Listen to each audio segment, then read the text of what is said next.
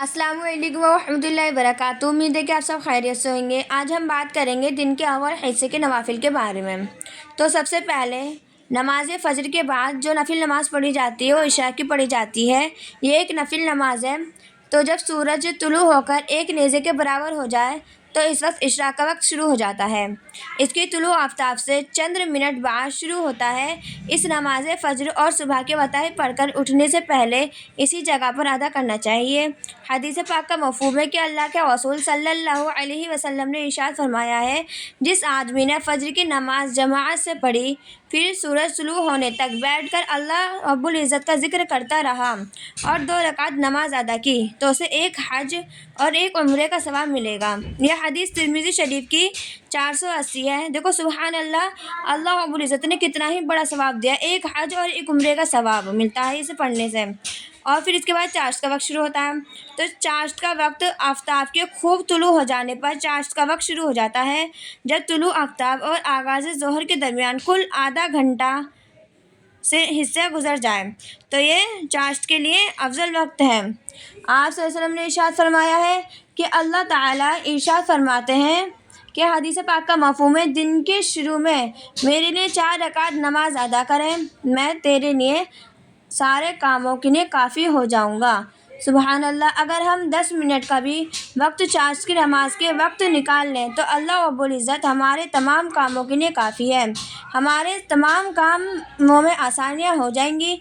सुबहान अल्लाह, ये हदीस भी तिर्मिज़ी शरीफ की 395 है। फिर आता है अव्वाबीन का वक्त, जो कि सूरज ऊंचा होने और ज़वाल से पहले 2, 4 या 6 या 8 रकात पढ़ी जाती हैं।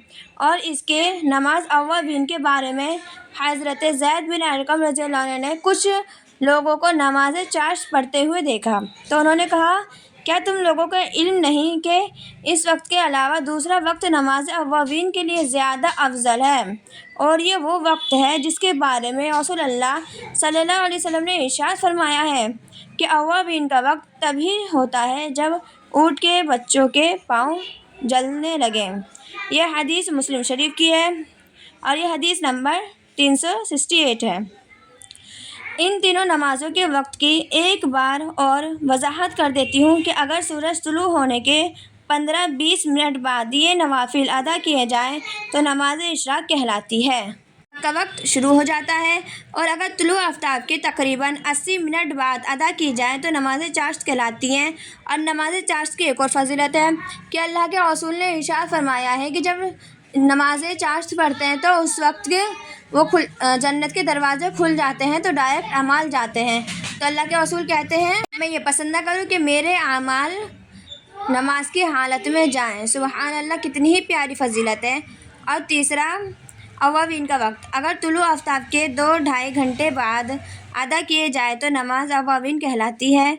औकात की तब्दीली के साथ ही नाम भी बदल गया और फजीलत भी, जिससे जो हो पढ़ें। अगर तमाम ना पढ़ सकें तो बेहतर ये है कि एक तो ज़रूर पढ़ें।